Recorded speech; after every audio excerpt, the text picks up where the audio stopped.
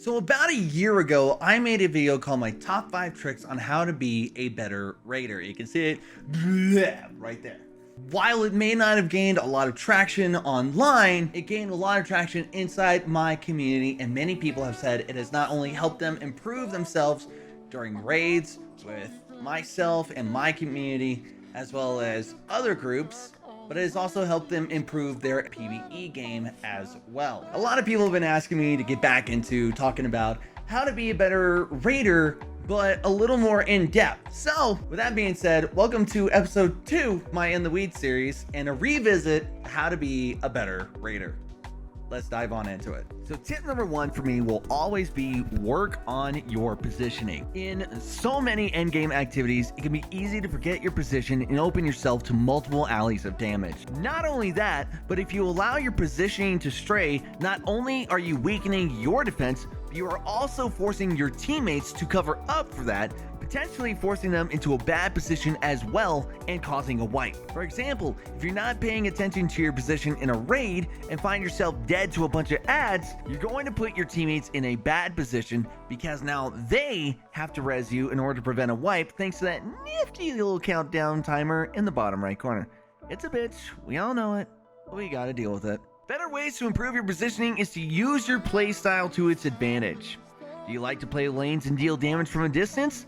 Find a spot you can fortify yourself in and play defensively. This allows you to not only deal damage reliably while being able to keep constant situational awareness of your surroundings, but you'll also be able to play reliable support to your teammates. You like to play aggressive, like me? This is where having situational awareness will come in handy. Not only will you have to figure out how not to die as you bunny hop like an idiot across hordes of enemies, but you also need to be able to pick spots that will enable you to shield yourself or place yourself at an advantage. This is a little more risky, and I wouldn't recommend being extremely aggressive unless you take the time to be able to run the raid reliably with minimum deaths on your end. In other words, just play smart. Now, I know you've heard me talking a lot about situational awareness. Let me go ahead and explain a little bit more on that in case you're not entirely sure on what it is.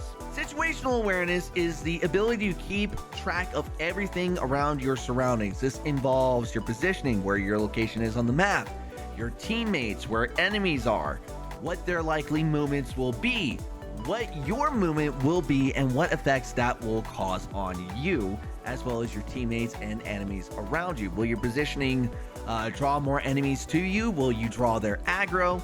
Will your positioning allow you to get a little closer to an ally and allow you to provide support better for them? Will your positioning now allow you to play a little more defensively? What is your movement going to do?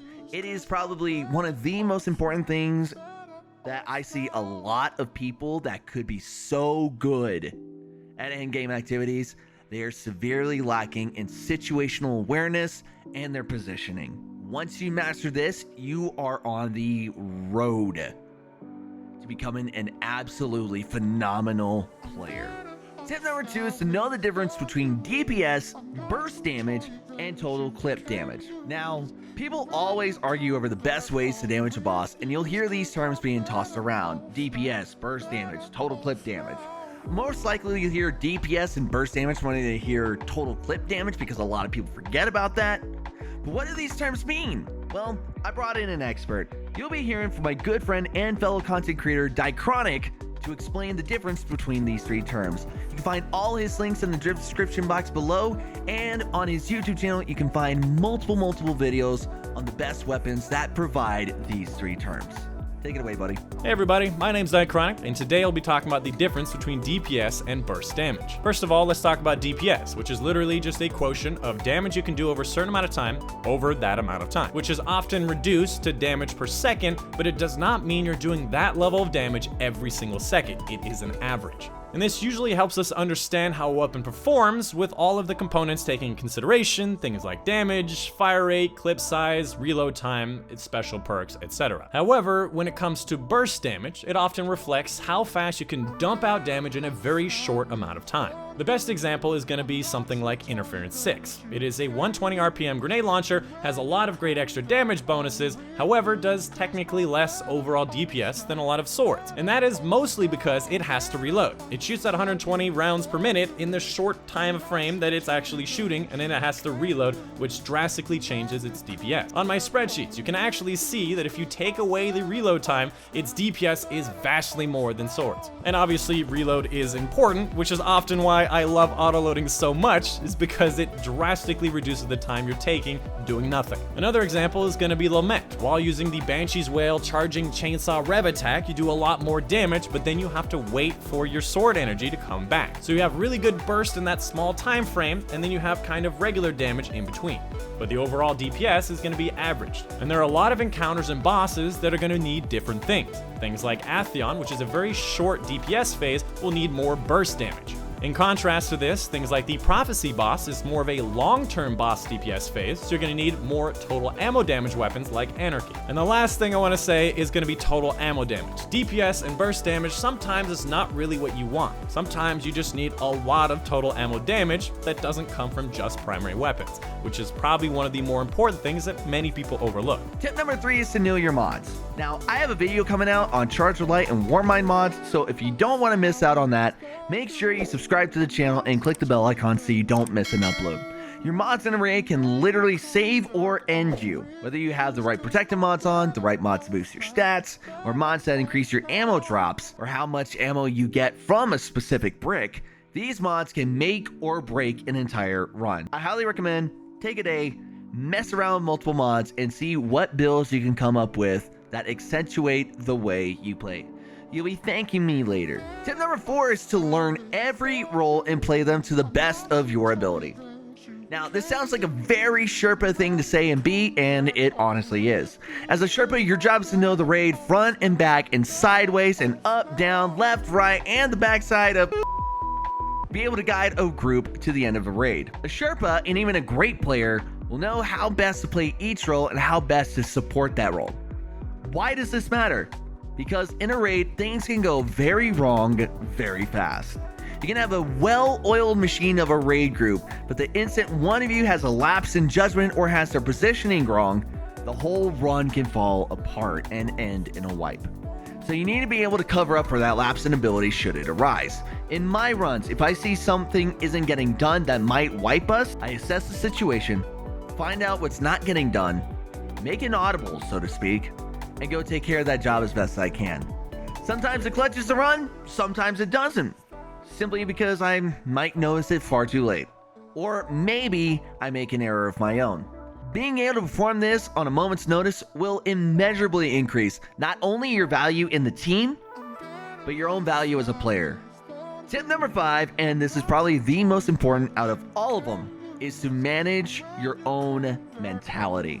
There are people who can low man raids fairly easily as well as do solo grandmasters. Why is that? It's because they're able to remain cool under stressful situations, such as having to perform a task meant for way more people than you have.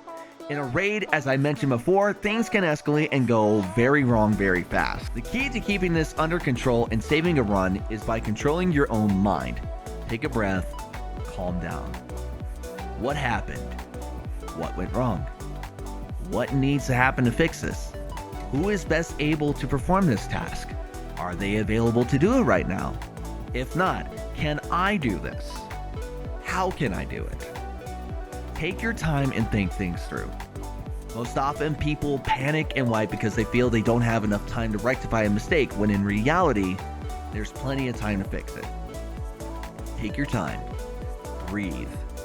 You have this. You know what you're doing. You're practicing. You're with people that also know what they're doing.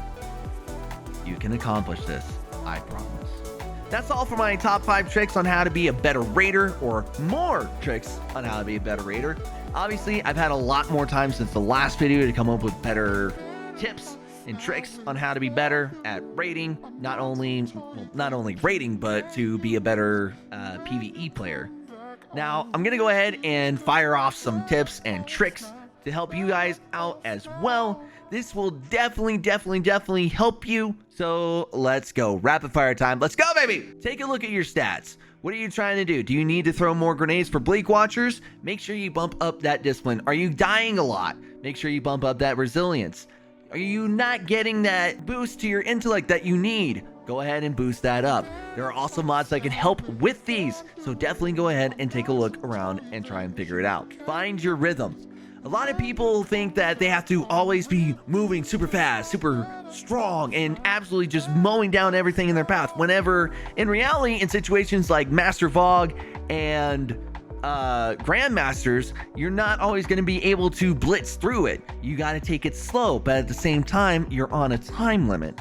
The best way to get about improving yourself is to find your own rhythm. What are your strengths? What are your weaknesses? And how can you use that to clear this strike or raid as fast as possible? Monitor other players. I can't tell you how many times I do this. I'll go in and I'll watch someone raiding and I'll listen to all their little tips and tricks. You're never going to know everything. You may feel like you want to, and Lord knows I do. And oftentimes, whenever someone's telling me something, I can feel very frustrated. But I always have to remember, these people may have a strat that could be better suited than what I have been doing. And more times often than not, that is the case. And I find myself leveling up in my gameplay every single time. You always have something to learn. You might as well learn it from other people. Take the time, monitor other people, watch what they're doing, steal their tricks.